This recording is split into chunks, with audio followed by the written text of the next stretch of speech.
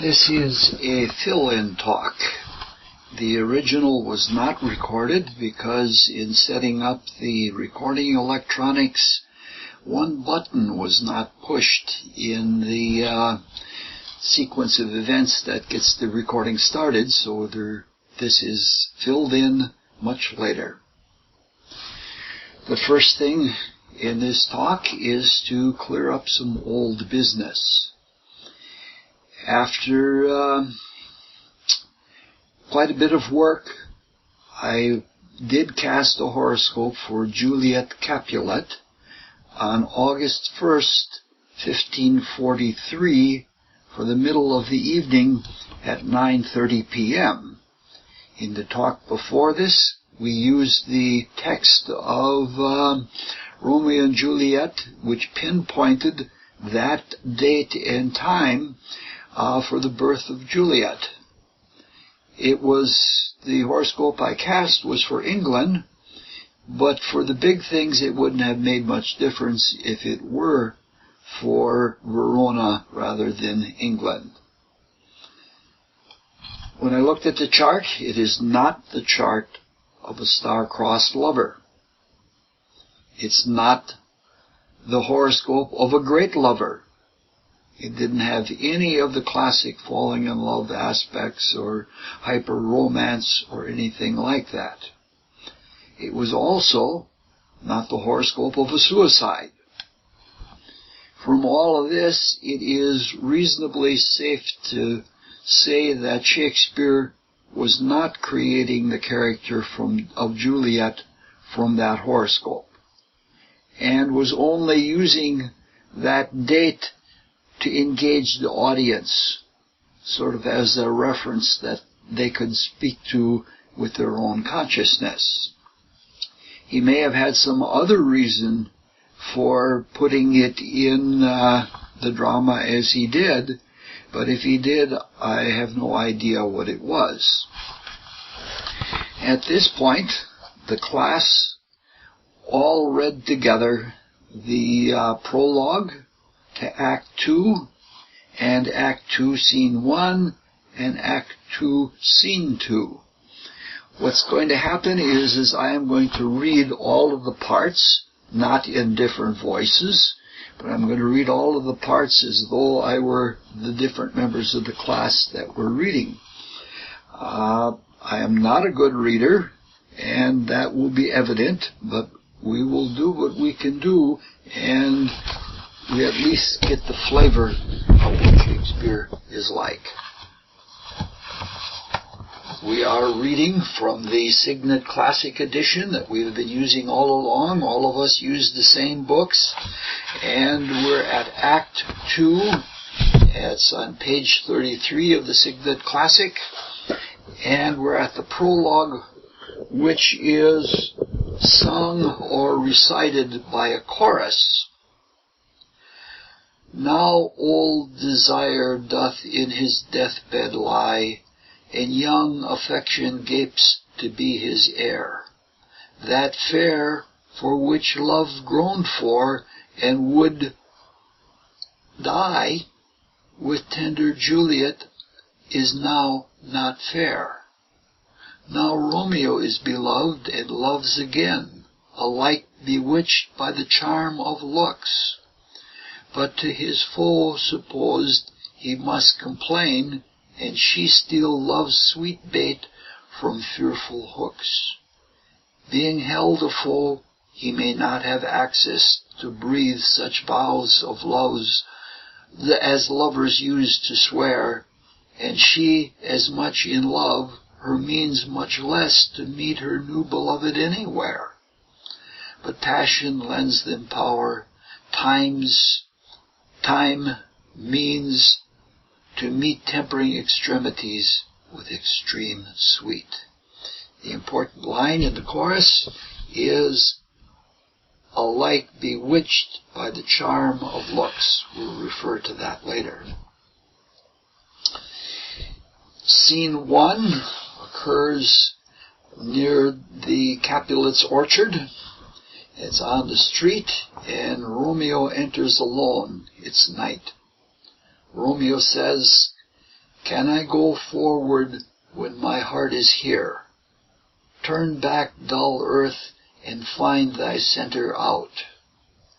At this point, Benvolio and Mercutio come along, and Romeo retires back into the shadows so as not to be seen. Benvolio says, "Romeo, my cousin Romeo, Romeo."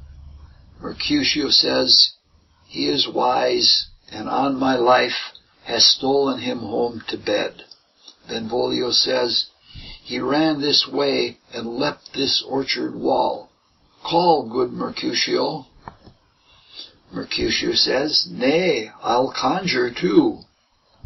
Romeo, humours, madman, passion, lover, appear thou in the likeness of a sigh. Speak but one rhyme, and I am satisfied. Cry out, but I me. Pronounce but love and dove. Speak to my gossip Venus one fair word, one nickname for her pure-blind son and heir, young Abraham Cupid, he that shot so true when King Cophetua loved the beggar maid. He heareth not, he stirreth not, he moveth not. The ape is dead, and I must conjure him. I conjure thee by Rosalind's bright eyes, by her high forehead and her scarlet lip, by her fine foot, straight leg, and quivering thigh, and the dimensions that there adjacent lie, that in thy likeness thou appear to us." Benvolio says, "And if he hear thee, thou wilt anger him." Mercutio says, "This cannot anger him. 'Twould anger him to raise a spirit in his mistress' circle, of some strange nature, letting it there stand till she had laid it and conjured it down, that were some spite. My invocation is fair and honest in his mistress's name. I conjure only but to raise him up." Benvolio says, "Come, he hath hid himself among these trees to be consorted with the humorous night. Blind his love, and best befits the dark." Mercutio says, "If love be blind, love cannot hit the mark. Now will he sit under a medlar tree, and wish his mistress were that kind of fruit as maids call medlars when they laugh alone.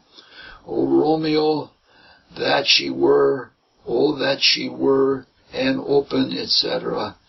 Thou poprin pear, Romeo, good night. I'll to my truckle bed. This field bed is too cold for me to sleep. Come, shall we go?" Benvolio says, "Go then, for 'tis vain to seek him here that means not to be found." And they exit, and that's the end of scene 1. Scene 2 takes place inside the Capulets' orchard. And Romeo comes forward, and he's braced in himself, and he says, he jests at scars that never felt a wound. At this point, Juliet appears at a window. Romeo says, "But soft, what light through yonder window breaks? It is the east, and Juliet is the sun. Arise, fair sun, and kill the envious moon, who is already sick and pale with grief, that thou, her maid, art far more fair than she. Be not her maid, since she is envious. Her vestal livery is but sick and green, and none but fools do wear it. Cast it off. It is my lady. Oh, it is my love. Oh, that she knew she were. She speaks, yet she says nothing. What of that? Her eye discourses, I will answer it. I am too bold. 'Tis not to me she speaks. Two of the fairest stars in all the heaven have some business to do. Entreat her eyes to twinkle in their spheres till they return. What if her eyes were there, they in her head? The brightness of her cheek would shame those stars, as daylight doth a lamp. Her eyes in heaven would shine through the airy region streams so bright that birds would sing and think it were not night. See how she leans her cheek upon her hand. Oh, that I were a glove upon that hand, that I might touch that cheek. Juliet, thinking she's alone, speaks, and she says, "Ay, me." Romeo, again, not speaking yet with her, she speaks, "Oh, speak again, bright angel, for thou art as glorious to this night being over my head as is a winged messenger of heaven unto the white upturned wondering eyes of mortals that fall back to gaze on him when he bestrides the lazy puffing clouds and sails upon the bosom of the air." Juliet, again speaking to herself, "O Romeo, Romeo, wherefore art thou Romeo? Deny thy father and refuse thy name, or if thou wilt not, be but sworn my love, and I'll no longer be a Capulet." Romeo speaking aside, "Shall I hear more, or shall I speak at this?" Juliet goes on, "'Tis but thy name that is my enemy. Thou art thyself, though not a Montague. What's a Montague? It is nor hand, nor foot, nor arm, nor face. Oh, be some other name belonging to a man. What's in a name? That which we call a rose, by any other word, would smell as sweet. So Romeo would, were he not Romeo called, retain the dear perfection which he owes. Without that title, Romeo, doff thy name, and for thy name, which is no part of thee, take all myself." Now Romeo speaks with her, and he says, "I take thee at thy word. Call me but love, and I'll be new baptized. Henceforth I never will be Romeo." Juliet is a little cautious, and she says, "What man art thou that thus be screened in night, and so stumblest on my counsel?" Romeo says, "By a name I know not how to tell thee who I am. My name, dear saint, is hateful to myself, because it is an enemy to thee. Had I it written, I would tear the word." Juliet says, "My ears have yet not drunk 100 words of thy tongue's uttering, yet I know the sound. Art thou Romeo, and a Montague? Neither fair maid, if either thee dislike." Juliet says, "How camest thou hither? And wherefore? The orchard walls are high and hard to climb, and the place death, considering who thou art, if any of my kinsmen find thee here." Romeo's answer, "With love's light wings did I o'erperch these walls, for stony limits cannot hold love out, and what love can do that dares love attempt, therefore thy kinsmen are no stop to me." Juliet says, "If they do see thee, they will murder thee." Romeo says, "Alack, there lies more peril in thine eye than 20 of their swords. Look thou but sweet, and I am proof against their enmity." Juliet says, I would not for the world they saw thee here. Romeo says, I have night's cloak to hide me from their eyes, and but thou love me, let them find me here. My life were better ended by their hate than death prorogued wanting of thy love. Juliet says, by whose direction found you this place? This is an interesting passage that we're going to speak on in a little bit.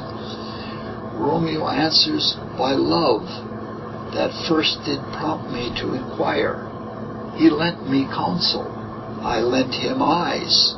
I am no pilot, yet wert thou as far as that vast shore, washed from the furthest sea, I should adventure for such merchandise.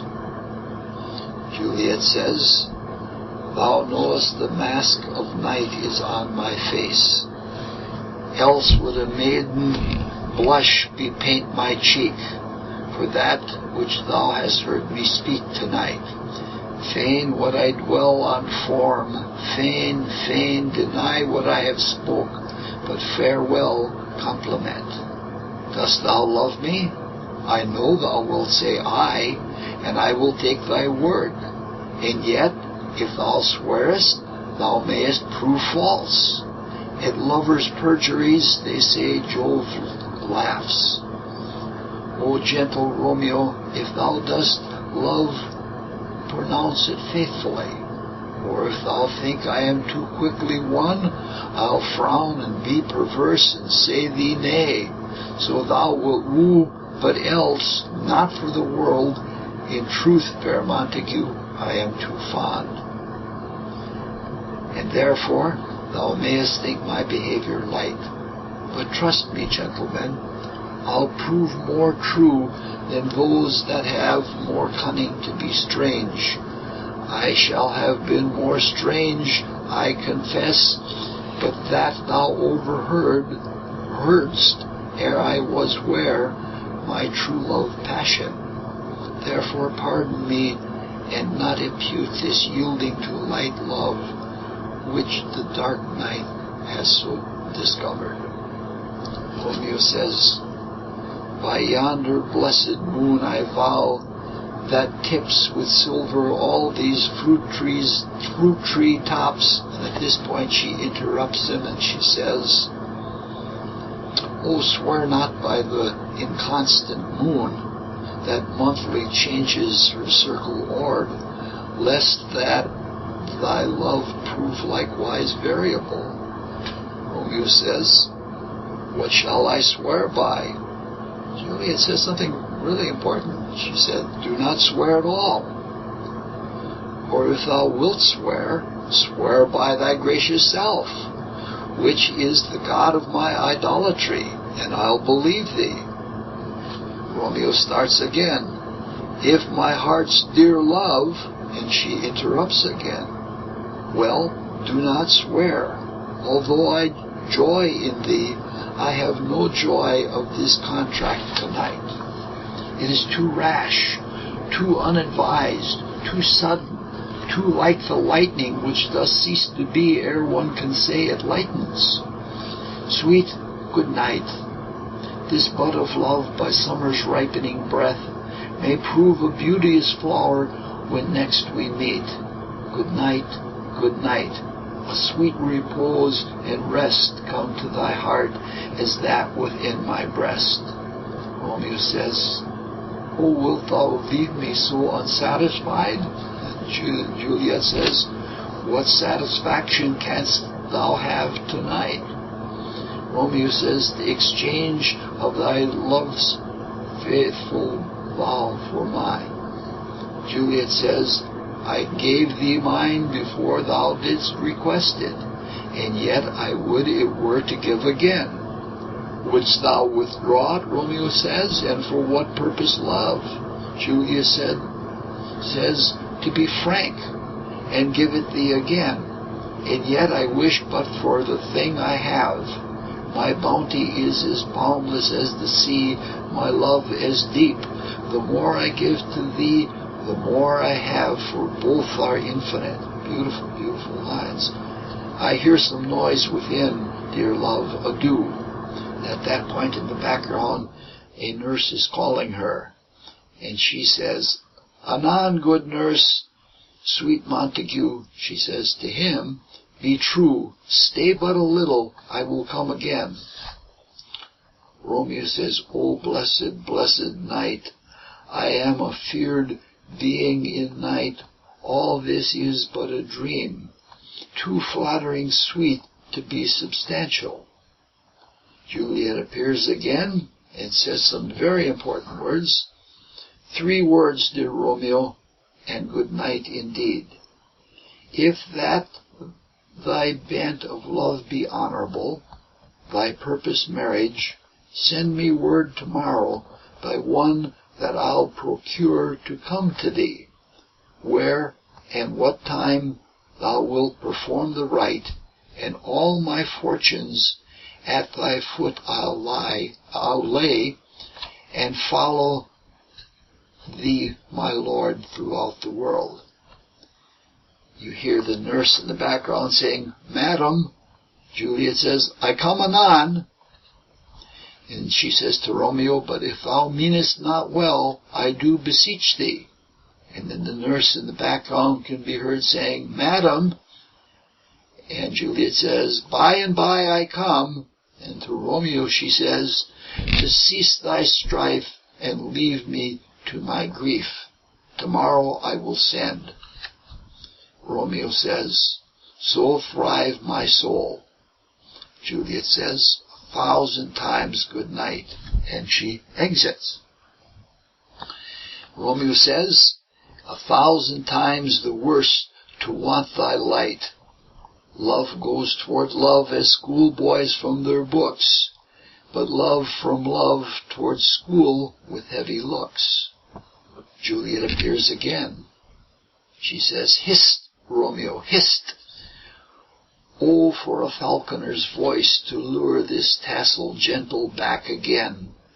Bondage is hoarse and may not speak aloud, else I would tear the cave where echo lies and make her airy tongue more hoarse than mine with repetition of my Romeo.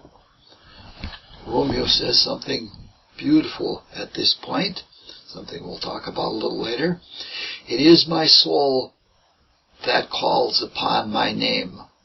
How sweet silver sound lovers' tongues by night, like softest music attending to ears. Juliet says, Romeo. Romeo says, my sweet. Juliet says, what o'clock tomorrow shall I send to thee? Romeo says, by the hour of 9. Juliet says, I will not fail. 'Tis 20 year till then, I have forgot why I did call thee back. Romeo says, let me stand here till thou remember it. Juliet says, I shall forget to have thee still stand there, remembering how I love thy company. And Romeo says, and I'll still stay to have thee still forgetting any other home but this.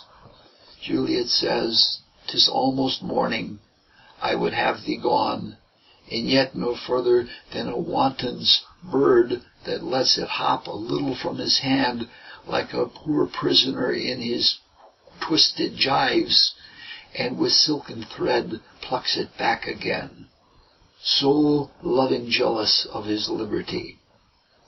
Romeo says, I would I were thy bird. Juliet says, sweet, so would I, yet I should kill thee with much cherishing. Good night, good night. Parting is such sweet sorrow, that I shall say good night till it be morrow. Romeo says, sleep dwell upon thine eyes, peace in thy breast. Would I were sleep and peace, so sweet to rest. Hence will I go to my friar's close cell, to help, to crave, my dear hap to tell.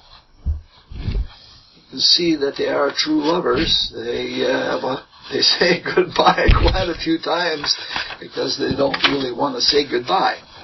What follows now is commentary, not necessarily on the main theme. This is one of those talks that has a lot of epicycles and not a lot of development of the main theme until toward the end. Let's begin with a theme that was begun in the talk before this. We discussed a classic doctrine that has been known in many forms of mysticism, the doctrine of the eye versus the doctrine of the heart. It's something that goes back at least as far as Buddha, who actually has a sermon on the doctrine of the eye versus the doctrine of the heart.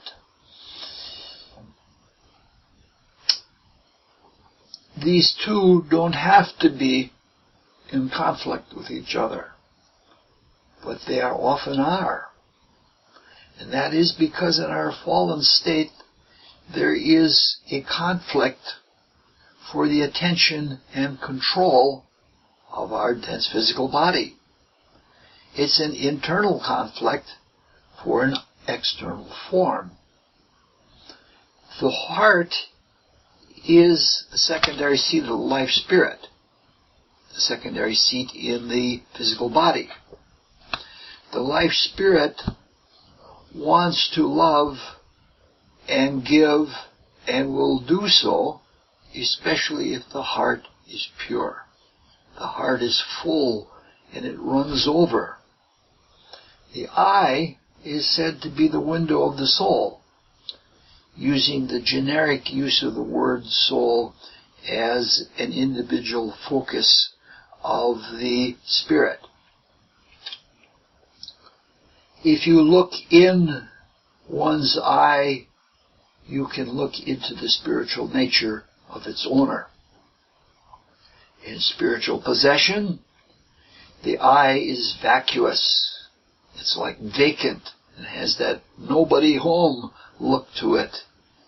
The pupil is not responsive to light, and this is what it is like if someone is possessed and even if one is under the influence of heroin. Now a question arises in this, knowing that the heart is the window of the soul, and that question is, why is the vision of the heart more true than the vision of the eye? Why is the eye more tainted if it is the window of the soul? Now, one answer to this question is that the vision of the heart is more inward and is more attuned to inner things, to divine intent. The life spirit is certainly divine. The eye, on the other hand, only sees surfaces. It sees the outside of things, and it sees them only in a reflection of light off of those surfaces. It does not see the inner parts of one's being. It may be able to read them from by discriminating appearances on the external, but that is not a certain thing. It sees things that either the self or the ego wishes to attach.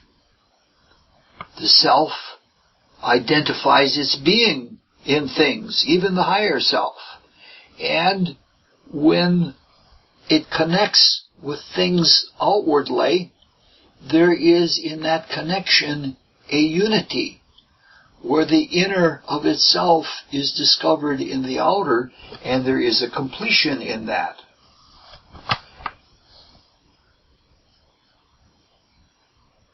Ever since the separation, the human beings have the separation of the sexes. In this world, we need to have different gendered bodies to continue our work here. So we use part of the energy to generate new bodies and part of the energy to do inner spiritual work. And ever since there has been that separation of sexes, in the female body, in the inner etheric body, it is charged much more positive. And a female, someone reborn in a female's body, has a much stronger surge of life from within. If we're reborn in a male body, the positive polarization is without. It's in the dense physical body and not in the etheric vital body.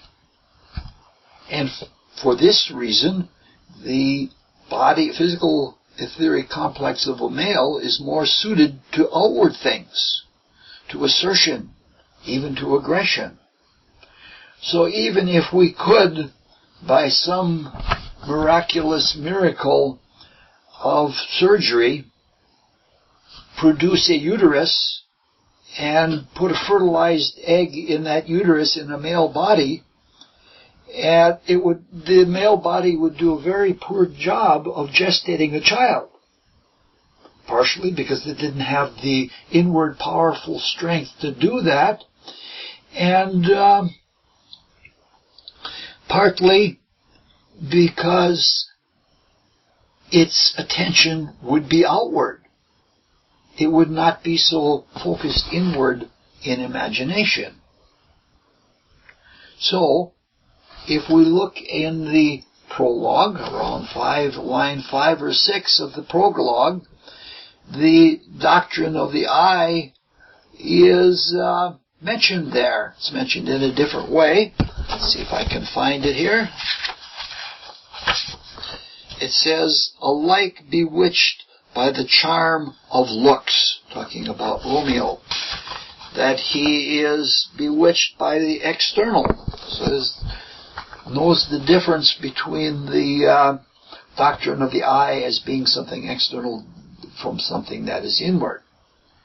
And it says, the Course is very factual about that. The Course is supposedly made up of divine beings.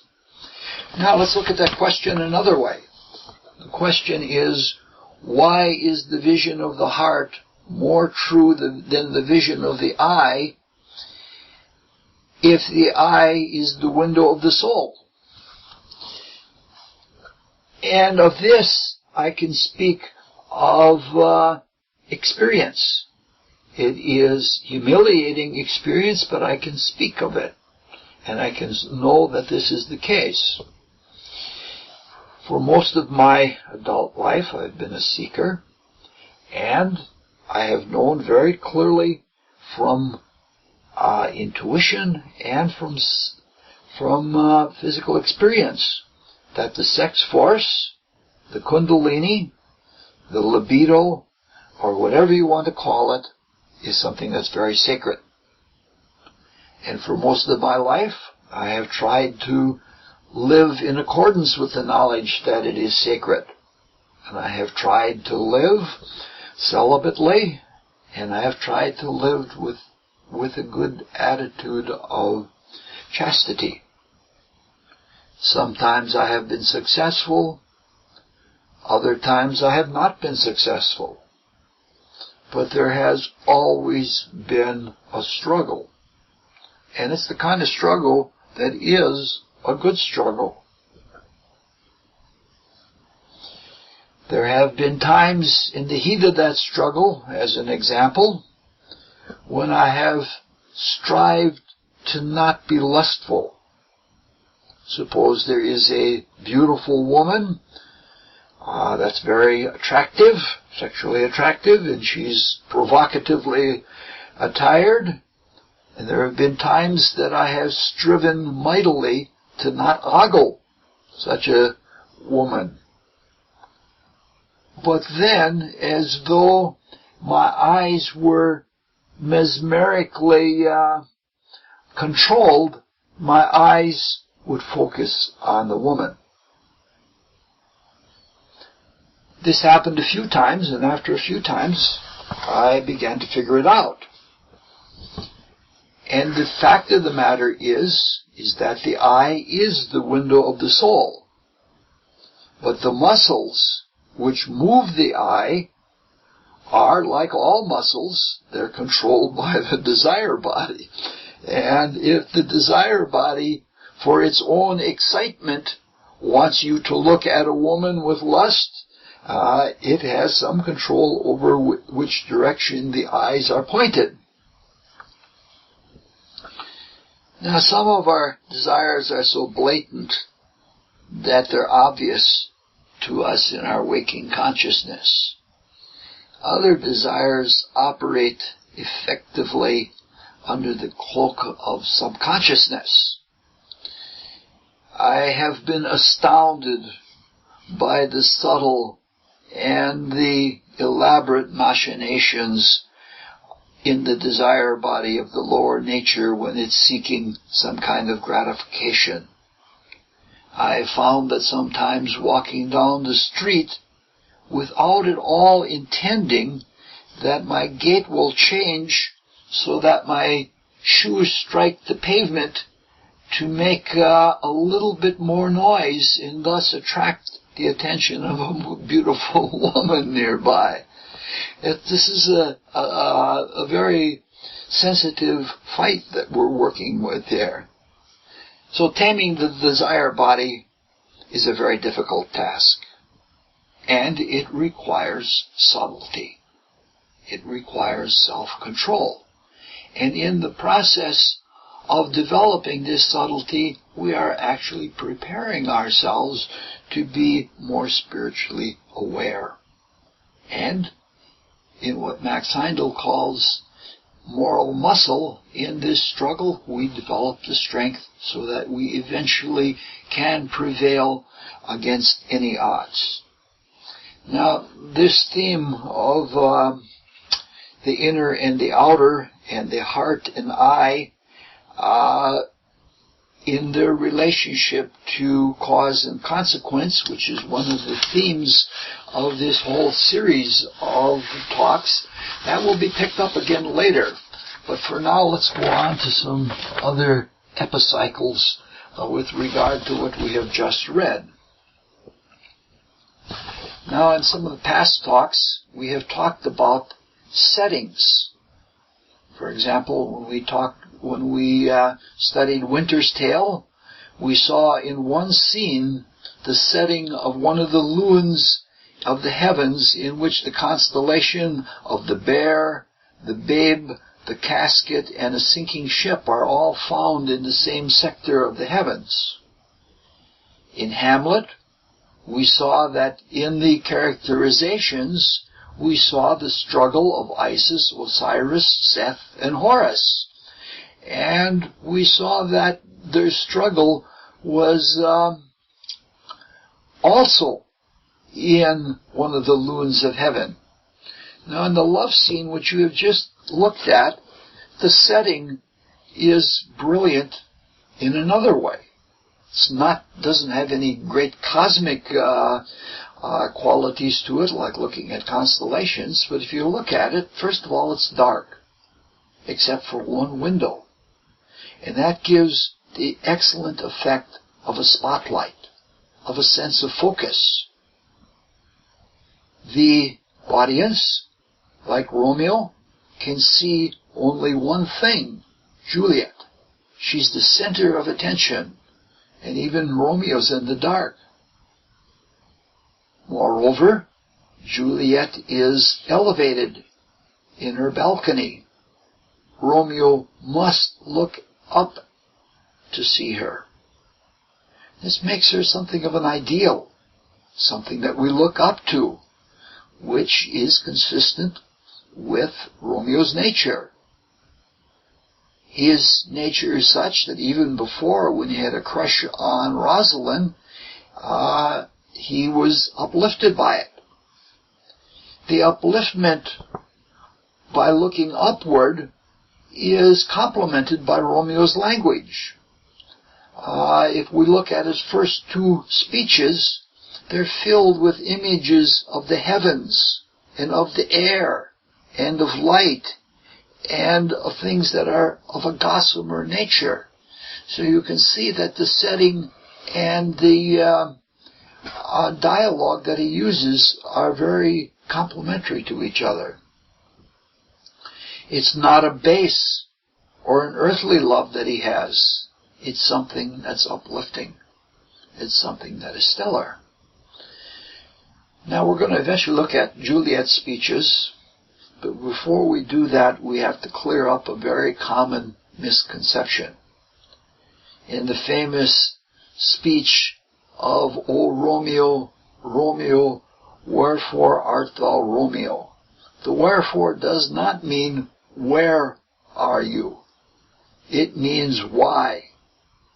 And it would read, in our modern English, it would read more like, O Romeo, Romeo, why are you Romeo? Meaning to say, why are you part of my family's enemies?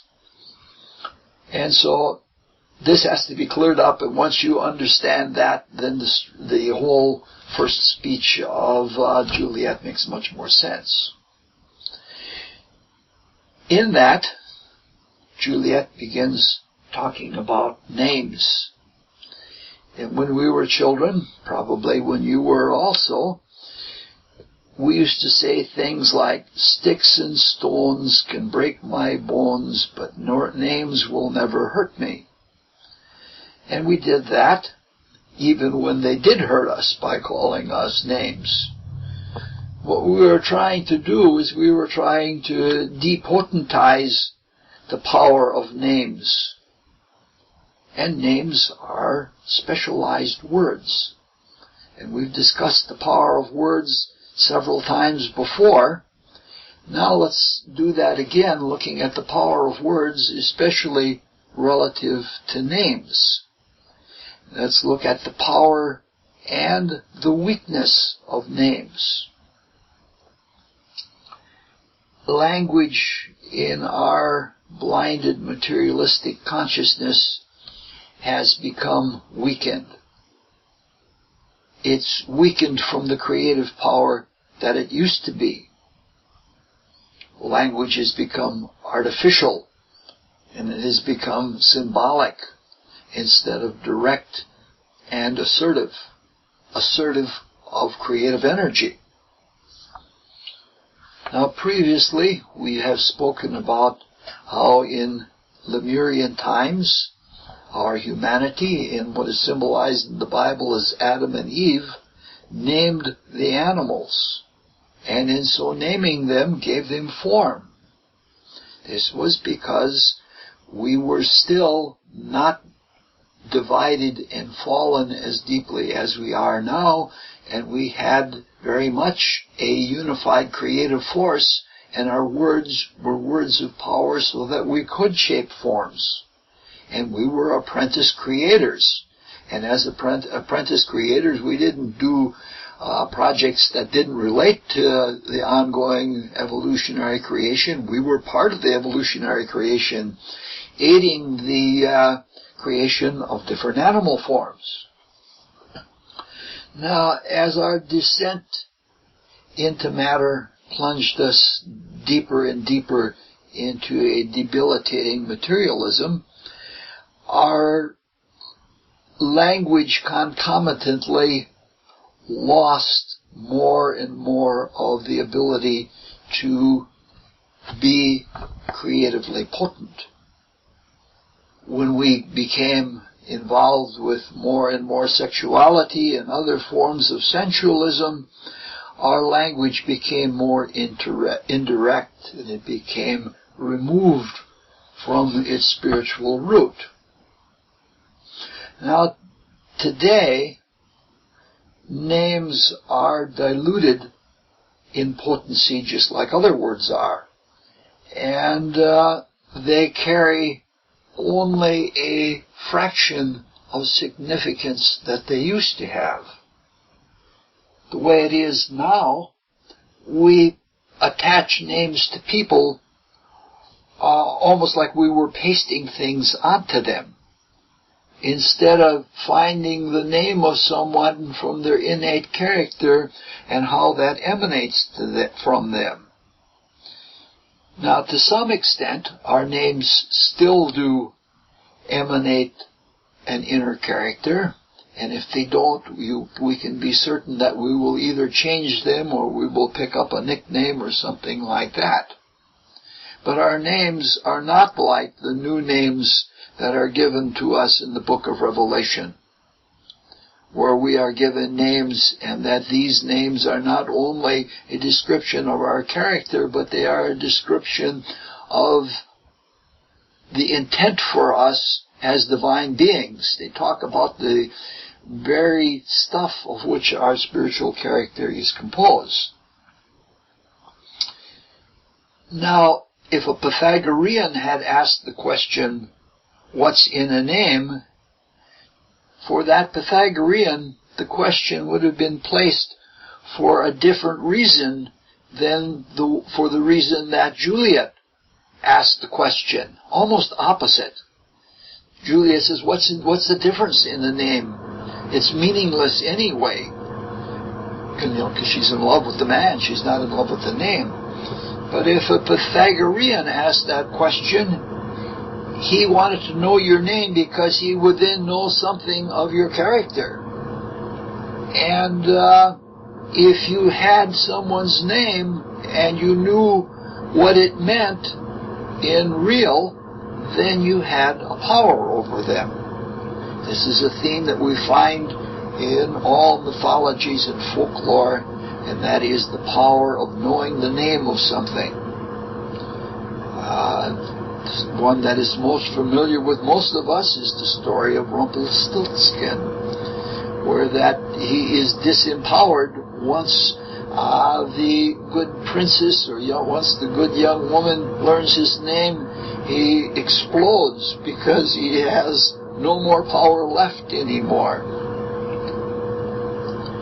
In this regard, names are more vulnerable than words, and certainly more vulnerable than the word out of which all was created. A word, or the word, carries power, and it carries the power of an invisible meaning that is potent. The being is an eternal spiritual state. I don't know how to say it any other way. A name is something that's specific. It stands for one thing alone. In the case of human beings, it's one person alone.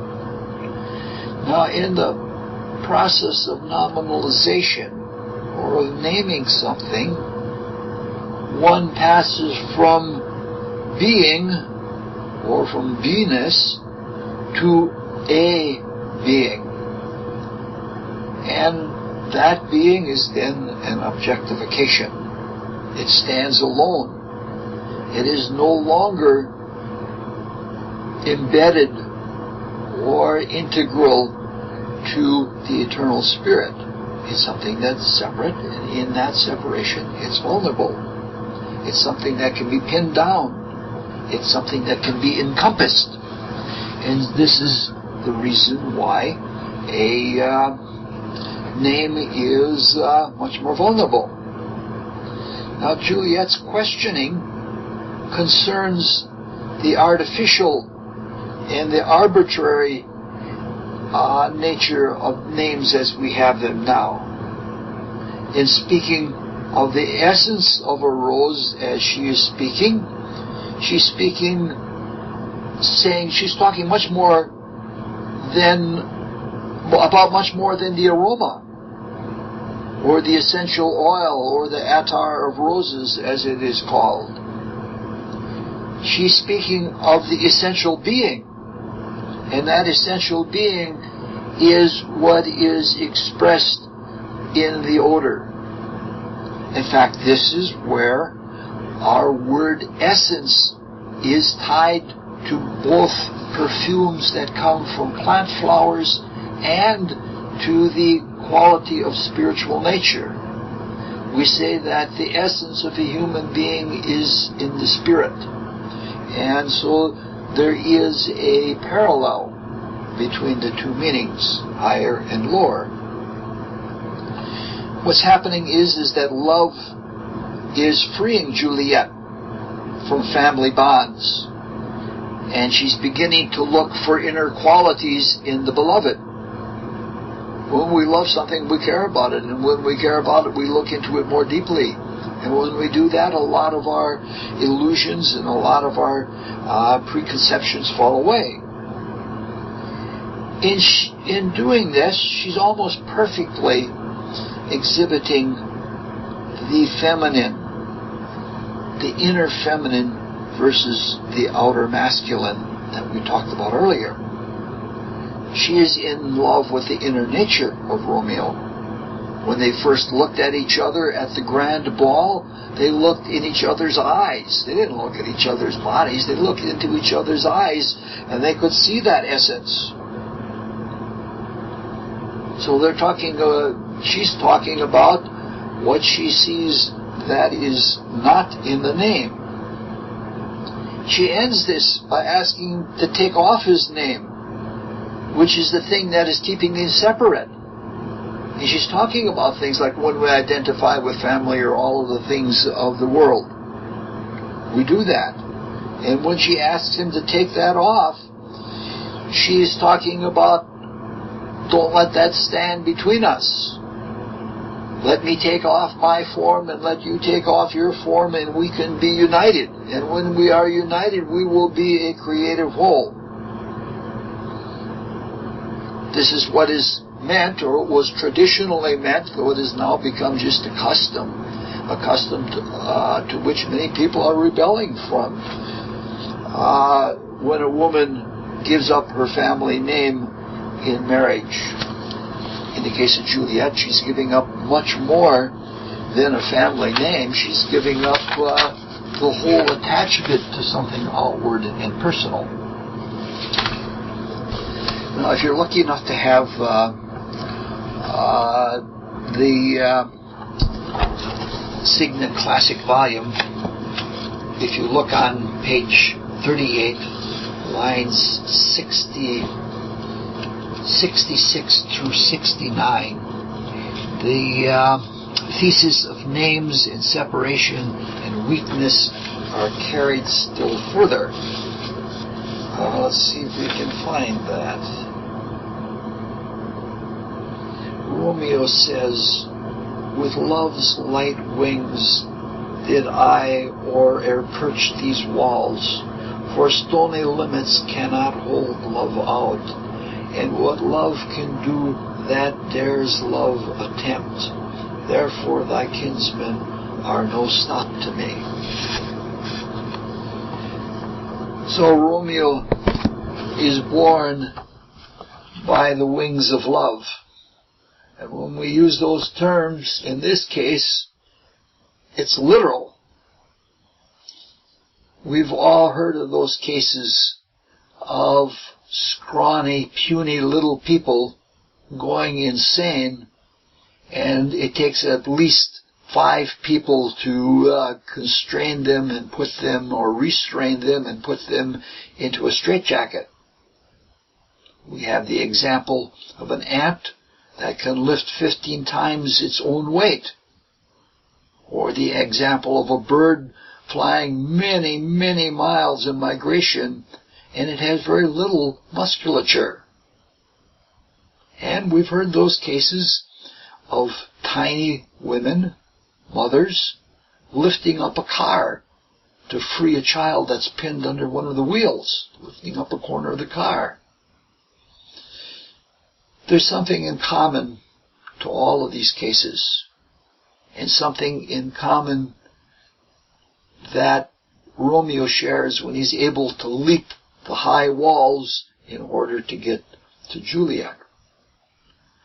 The answer in that lies in the lack or the abatement of ego and egoism.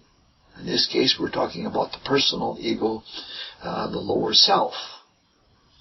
The ant and the bird, they don't have an ego. In someone who's totally insane, the ego is separated from the personality. And what is left is something that is almost like an animal, especially in certain kinds of insanity. The mother who lifts the car and Romeo who has leapt the wall, in that case, ego is set aside, and it's set aside out of love for another. In egoistic individualism, the nominalization process has been carried a step further. We talk about people making a name for themselves, very ego-oriented. In such a case, the ego has identified itself with the personality and the personal ego. And identification, especially this kind of identification, is almost always weakening. The mistaken identification of selfhood with the personality is weakening because then it's more separated from the spiritual life, from its association with the omnipotent universal spirit. This misidentification becomes insecurity because it's separated from the source of true security. And it finds out that none of the objects through which it hopes to strengthen its identity can satisfy it. And one of the manifestations of insecurity is to try to defend self against others, against the world, to try to save that name and bolster that name that we're making for ourselves. We talked a little bit about that in the first talk of this sub-series. Another manifestation is a vain or a false pride that has to save faith or keep the appearances. This requires a tremendous amount of psychic and even vital energy. Not only are we weak because of the ego impeding us, we put so much energy into bolstering the ego that we're weakened. And it's just not only a matter of constraint, it's a devitalization. Rudolf Steiner claims that we spend more energy in maintaining the ego than in anything else that we do. Psychic energy, not physical energy. Physical energy we spend, majority of physical energy is spent in maintaining the sodium-potassium balance in the body. A physiology book will tell you how much is spent in that, and it's just amazing. So, in any way, if we become humble and we let go of egoism and have the direction of our being under the unifying presence of our divine nature, the spiritual ego, the true self, we become capable of deeds that now seem miraculous and impossible. An act of love, caring for another, is getting beyond egoism. So, when one loves, one acts with an inner unity. Their eye is whole, and they can get beyond self. Now, this is not to say that the jumping over the wall of the Capulets qualifies as a miracle, and it's not to say that Benvolio or Mercutio would be acting beyond themselves if they got into the garden without assisting each other, but it's just saying that this is an example of something that can be done like that. It's merely a point to suggest a principle that is very important to us. It is something to help us to let go of egoism, and something to help us let go of what Hamlet calls sicklying thought. Now let's look a little bit at Romeo's speech on lines 80 through 84. I can find them quickly here.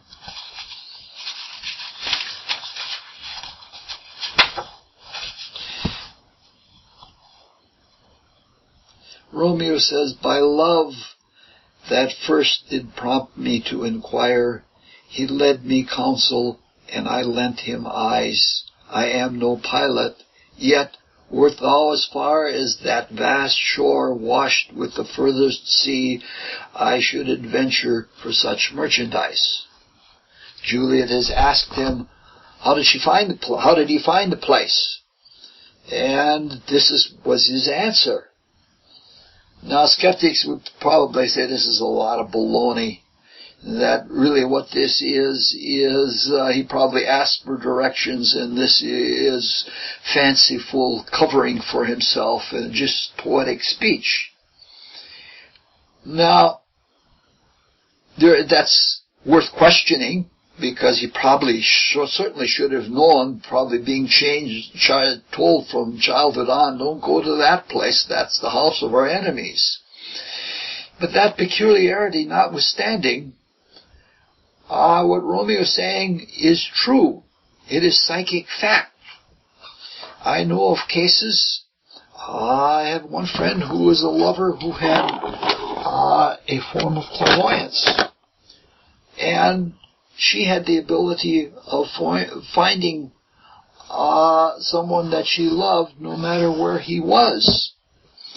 And he would go to some places that it would be almost impossible to guess where he was at. But he would be in some place with some friends that she didn't know he had, and suddenly she would turn up there, he was a very rational man, and much to his surprise she turned up, and it did a lot to help his faith. So when we have the chatter of the inner struggle, when that is subdued and we can listen, we should be able to find almost anything. A little bit further on, Juliet blushes. She's bashful and she's shy. It could be that she's ashamed of her more personal desires, but that's doubtful. She's bashful because she has been overheard in the proclamations of her inward love, her inmost feelings of love. Somebody has heard them outside. Adam and Eve were bashful when they ate of the tree of knowledge of good and evil. They were probably not bashful after the eating because of their genitals, though the Bible does point that they covered themselves up. They were likely to be bashful because they were aware of their entire bodies, or were becoming aware of their entire bodies. Their eyes were opened. They were open to sensory knowledge and other forms of knowing things outwardly. In our times, we're also shy. But when we're shy about something within. The kind of thing that Juliet has just exposed. We're shy because we want to keep it sacred, because it's something holy.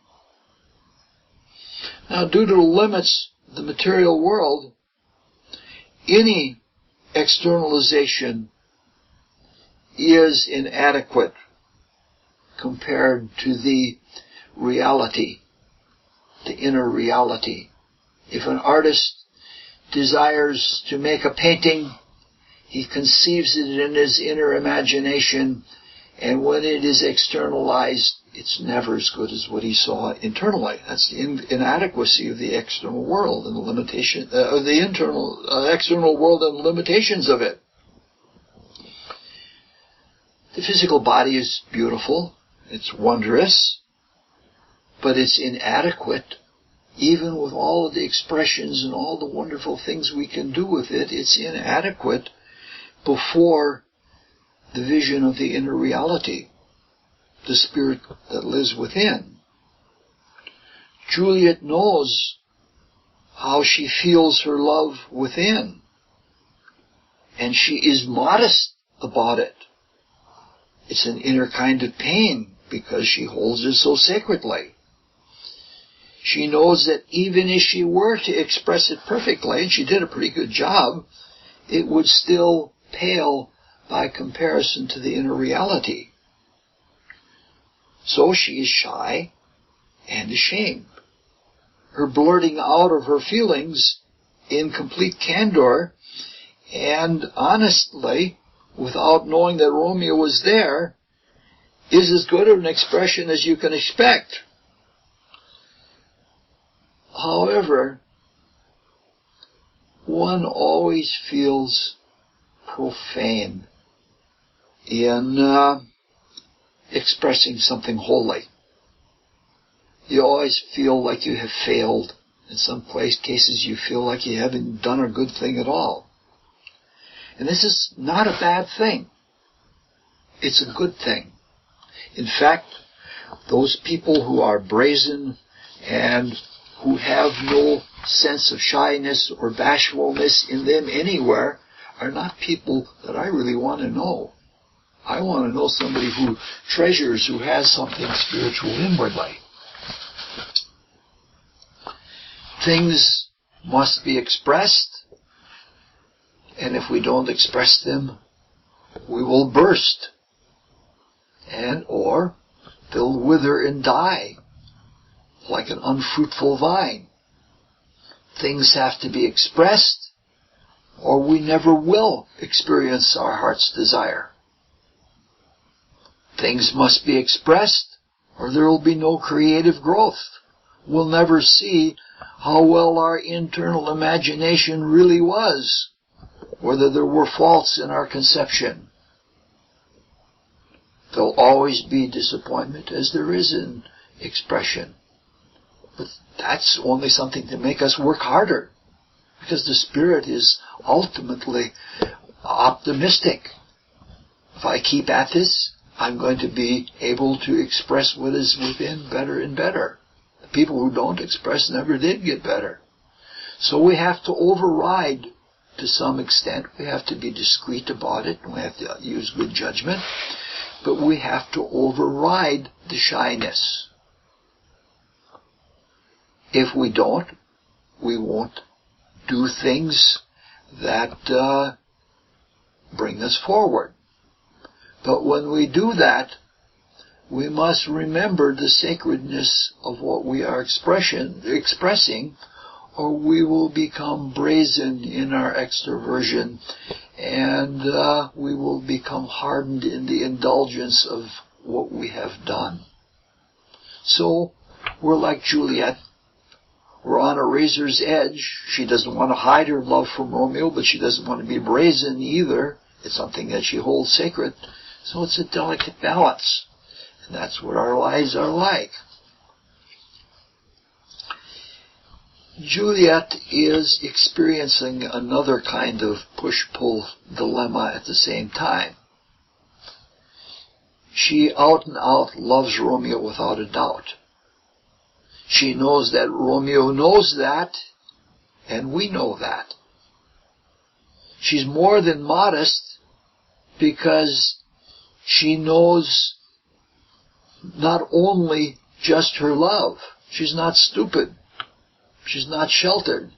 She knows the way of the world and of young men in the way of the world. She knows that if Romeo is a cad, her life is shot, especially in terms of the family feud. Here she's in love with somebody who's basically a cad or a bounder or a rat or something like that. This is an example of the struggle between love and knowledge. Knowledge learned through experience under the law. We've all experienced it, and not just in affairs of the heart, in general things in life. We want to love, we must love, but we realize that our expressions of love may not go very well with the world. The world will be seeing with the doctrine of the eye and not with the heart. There are some that will see, but many in the world will be looking with the eye only. So Juliet is struggling with her love. She would like to restrain it until she's sure, but she's sure of the love, and she knows she can't do that. She would at least like to hear the same from Romeo. Ultimately, she can't contain the love. That's the way it is with love. What the heart is filled with has to come out. What the heart fills must out. Love is undeniably positive. It doesn't care about anything. It's like Romeo said, I don't care if there's 20 of your kin here with swords. I don't care. Nothing can contain me. That's the way it is with love. It always has to go out. It's undeniably positive. So it must be so, or else everything would die under dead knowledge. Because knowledge is something that we've gained from experience, so knowledge is something from the past. It's dead. Even if it's knowledge of a past love, that's dead. Love is live. Love comes from life spirit, and that's the definition of life. Eventually she comes to a good compromise around lines 142 to 948. She comes to a good compromise between love and knowledge and between love and the law. She'll not give herself in love without marriage, without commitment. Even with marriage, she cannot be certain, but it's the best that she can do. It's the best that any of us can do. Now, fortunately, Romeo's love is true, and commitment or marriage is nothing for him. He'll gladly do it. I've heard many, many people in life who say, well, marriage isn't necessary. Ours is a true love and we don't have to get married. They'll go so far as to say that the marriage certificate is only a piece of paper anyway. Well, if it's only a piece of paper and you really love, you shouldn't mind signing that piece of paper. Romeo is a very, very excellent example. Now, in all of this, there is a nest of paradoxes. The law is, irrespective of love, the law still exists. Cause and consequence will go on no matter what love injects into the action and reaction. All the love does is repeatedly or reciprocally connect causes and consequences, actions and reactions, whether they issue from love or whether they don't issue from love. It's all the same to the law, though the law will mirror what the motive was, whether there is love or not love. And in a strange way, there's a paradox that love is irrespective of the law. Love loves. When it does, it doesn't care about feedback. It just loves. Especially the highest kind of love, the Christ love from life spirit. It's as the opening passage of St. John's Gospel says, and grace for grace. Grace is enough. It doesn't need the law. Surely, love loves the law, it loves justice, and it values the feedback that it gets, and there's great appreciation there. So, despite all of this mutual independence between love and the law, the wedding of love and the law, which is what this whole series of talks is about, is wonderful.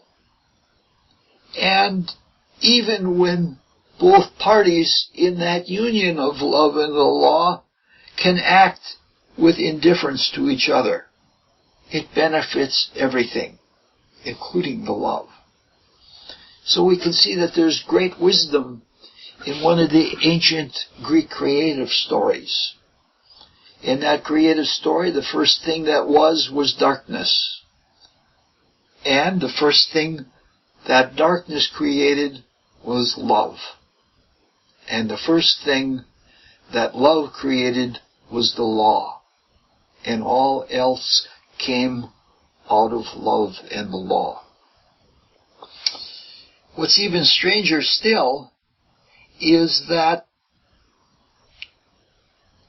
unlove is also irrespective of the law. A scoundrel will do anything in order to skirt the law. And even virtuous people will try to play cause and consequences in order to get a good rebirth next time. So knowing the consequences does not necessarily guarantee ethical or moral behavior or spiritual advancement, because selfishness can be interjected right into the law. Paul says, under the law, none were free. But love with the law is a different story. Because if we live in the love of Christ, we live within the law, and we get wonderful feedback. Through the dualism of the law, of cause and consequence, of action and reaction, love finds a way to express. One thing we pointed out during the reading is what takes place between lines 107 and 120. This is where Juliet interrupts Romeo every time he sets out to make a vow. She interrupts him. Now, some cynical people would say that that's the way of women to interrupt. My experience is that I find that men are those who are reborn in men's body are much more likely to interrupt women than women are to interrupt men, so I think that's a stereotype that is not being suggested here. The gospel tells us not to swear oaths or to make vows. Instead, it says, let your yeas be yeas and let your nays be nays. Juliet wants Romeo to not swear to anything, and if he is going to swear to anything at all, only to himself. Thine own self be true. Because if we swear to something outside of ourselves, it can't be true, because it's not us. How can we be true to something? At least it's not us yet. Eventually, when we interact, everything that is outside of us we found inside of us, but this is stretching that way too far.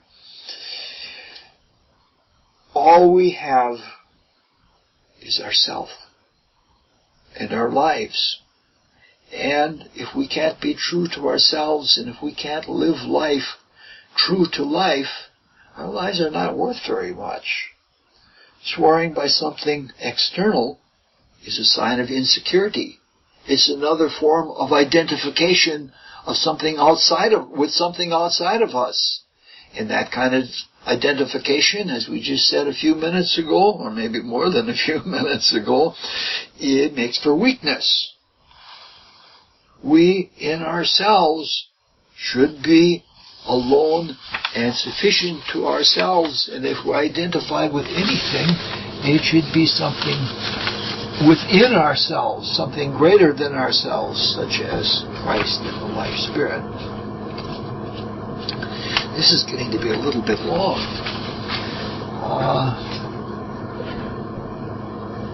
In Norse mythology, heroes were urged to fight for the good, and they were never to turn their back in a fight.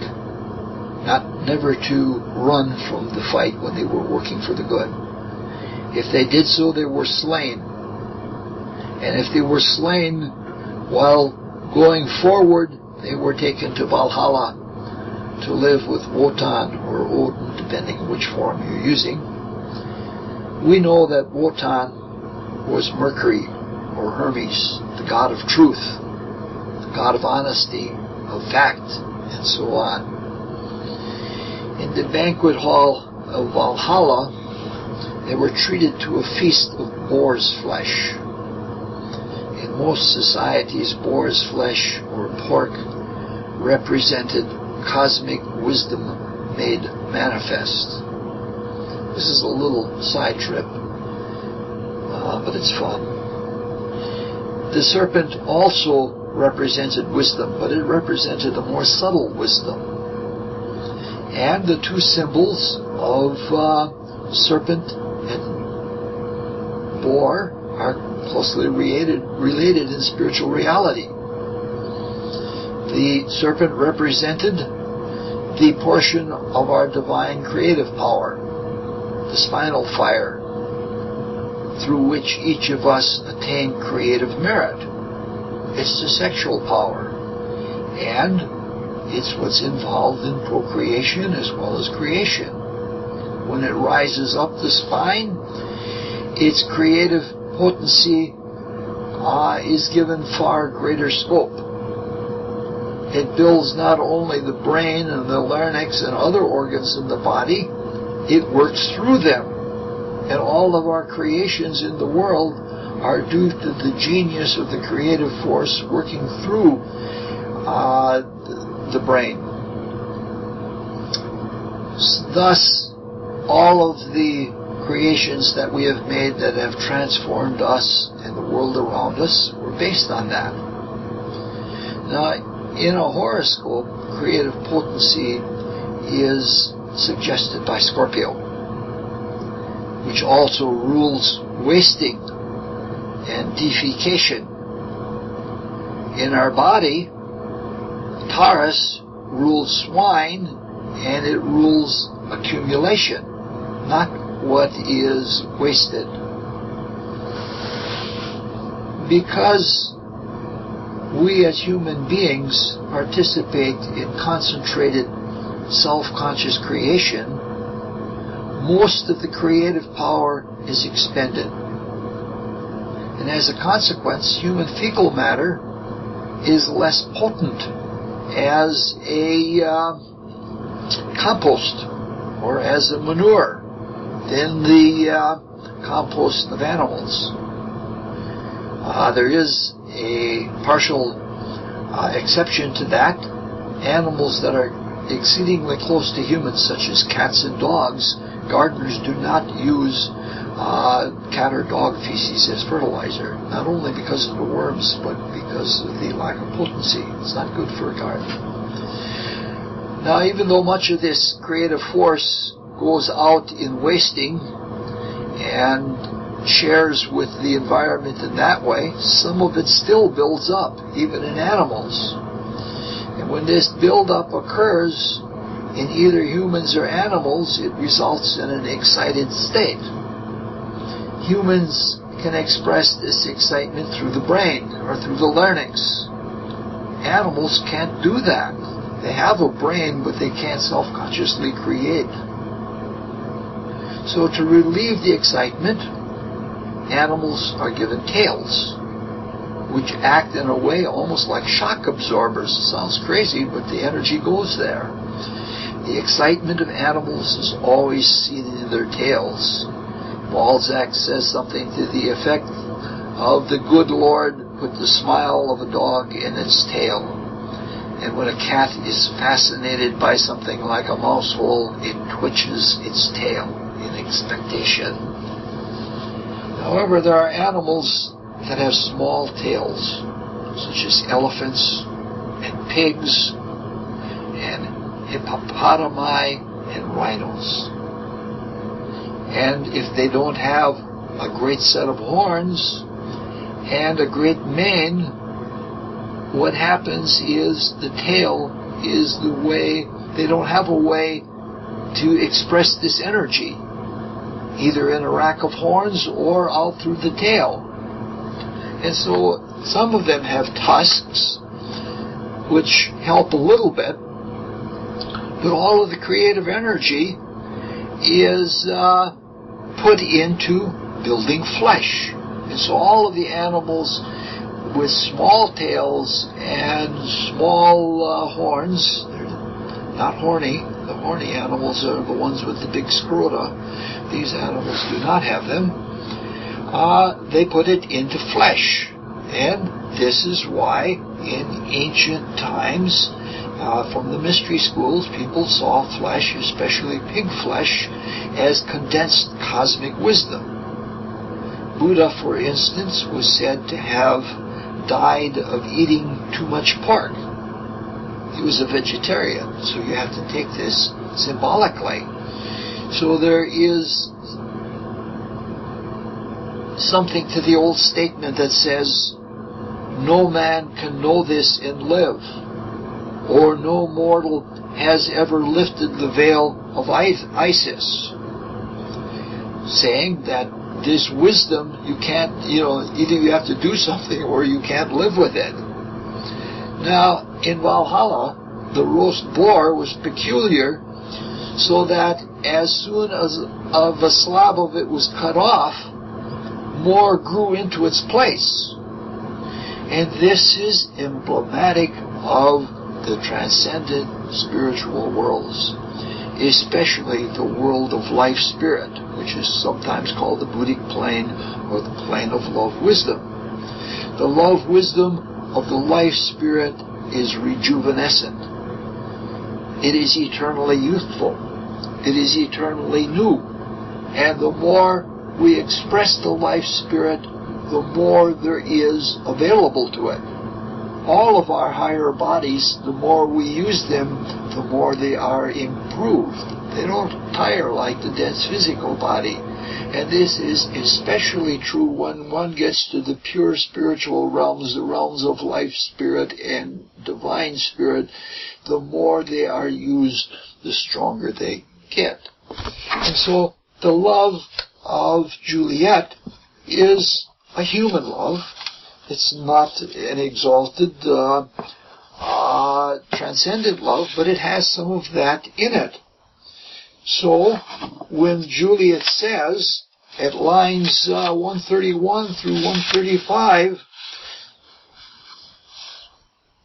oh boy, where is it here?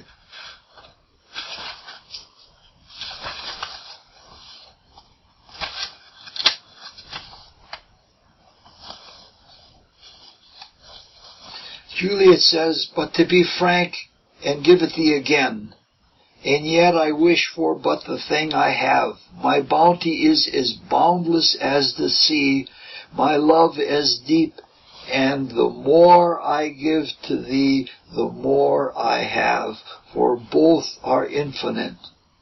I hear some noise within. There it is broken. But this is a very, very beautiful statement of the way love, especially love in the life spirit, which is one of the main themes of these talk, is always replenished. Now, even though Juliet can see the divinity in love, she still has an individual love for Romeo. And we have to be very careful about that. The life spirit is the source of all love, and it has its reflection in the etheric realm. In the ethers, it is phenomenal, and it is subject to limitation. I have known spiritual aspirants that have confused their vital bodies with the life spirit. Laboring under that confusion or illusion, they felt they had inexhaustible energy and they could use it at will, especially in trying to do something like healing. Now that may be so for great adepts like the elder brothers of the Rosicrucian order. They have the ability to alchemize and to, how would you say it, take life spirit and bring it into the ethers. And they can do that. But for mere mortals like ourselves, we can't do that. And so very often a lot of people have spent their vitality and either in excessive sexuality or in just spending energy and actually have weakened themselves, vitiated themselves, so they have limited their own life. So there is an exhaustible source of love. and it's available to us, but we must be careful with how we use it when we get to its etheric expression. We're down to the last 3/4 of a page of notes, so this won't be too much longer. In the first talk, Romeo and Juliet had a long discourse on the topic. In the first talk in this series on Romeo and Juliet, we had a long talk about the topic of individuation and the part that love plays in it. We discussed how we in the past were led by the gods through religions and value systems and races and things like that. So we passed from unconscious or unself-conscious awareness in the universal spirit down to personal individual awareness in the physical body. Carnal knowledge. We became knowledgeable of the flesh. We passed from universal spirit to race spirits to clan spirits and finally to individual beings. This is an involutionary process. We become more involved in matter and in the bodies that we create, having associated with the different kinds of matter. As we saw in that previous talk, and are keenly aware of every day, this is also an externalization process. Currently, most of humanity sees the without as the only reality. Many people see it as the real world. And according to the doctrine of the eye, they're only seeing the surface. This involutionary externalization process has been successful to bringing us to seeing ourselves as individuals with separate personalities. However, this personal individualism is only one stage in a very large process. And there's much more to come. But it is a dangerous stage. It is dangerous in that if we carry it too far, and if we become stuck in matter and in our bodies, we lose touch with the world of meaning, the inner world, the world of spirit. Now, in that first talk, we said that each stage in the involutionary process has the seeds of development for the next stage within it. In this case, isolation in personal individualism produces loneliness. And loneliness is a very important, a very powerful factor in our lives right now. Because we're alone out here in the material world. If we think we are what we are in our bodies, and our bodies are separate from other bodies, we think that that's it, we're alone. Now, in our loneliness, we have several options. One of them is that we seek company. We seek union. And in that seeking, we have two places to look. Within and without. As we seek within, we find our true individuality. We see our focus with the spirit. And once that occurs, loneliness is impossible. Because in the spirit, we are with all. That's the aim of the next stage of this whole process of involution followed by evolution. A problem in this is that we are so immersed in materiality that the only way we think that we can assuage our loneliness is without. Even if we are becoming aware of the universal within, it is often too much to do the inner focusing that would bring this about. So when we seek the without, in a strange way, we're usually attracted to our polar opposite, the opposite sex. we're wanting to be whole again. And we're looking for wholeness outside. We're looking for our other half. So union with the opposite is important. And union with the opposite using the divine creative energy, even in sex, is important. The cosmic fact is that everything in the outer world has its meaning in the inner, in its within. Conversely, the inner spirit finds its satisfaction in internalization, in creative expression, in the finalizing of things and sharing it with potential other foci. So there is a spiritual maxim that goes, to know about the outer world, look within. And to satisfy the inner spirit, externalize. Thus, in union, we begin to know ourselves through eyes without and through looking within. Now, for many in the earlier stages, the intense experience that occurs in sexual union was a special case. In loving sexual union, we become indubitably aware of another spirit in that other body. That is, if we don't forget ourselves and lose ourselves to personal pleasure. This carnal knowledge that there is a spirit inside that other body that moves it is just the opposite of the carnal knowledge at the beginning of our coming into dense physical matter. That is, in the Garden of Eden story. At that time, through sexual union, we knew there was someone outside, because there was enough sensation to know that there was something outside of us. Because inwardly we could understand the soul qualities of a person that we were mating with.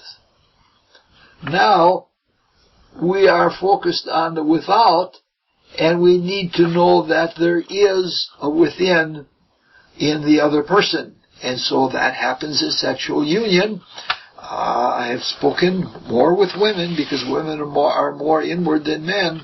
I've spoken with women that say they don't really know a man until they have coalesced with him. And then they know what he is like inwardly. Now, apparently Romeo and Juliet are pretty advanced in this, because in lines 164 through 166, it's quite a long span. I don't think we can read them. Here we go. It is my soul that calls upon my name. How silver sweet sound lovers' tongues by night, like the softest music attending to ears. He's talking about recognizing something within her from without.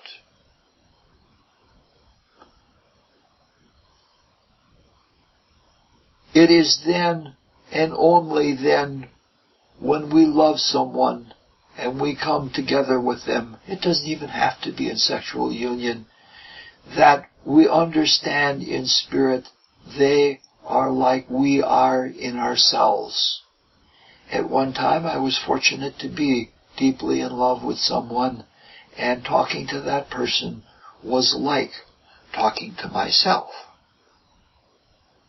It wasn't until I read these lines that we just looked at in Shakespeare that I realized that Shakespeare said it so much better than ever I could say it. That's as far as we go on this talk, and the next time we'll finish Act 2 and perhaps even go a little further than that. Thank you very much.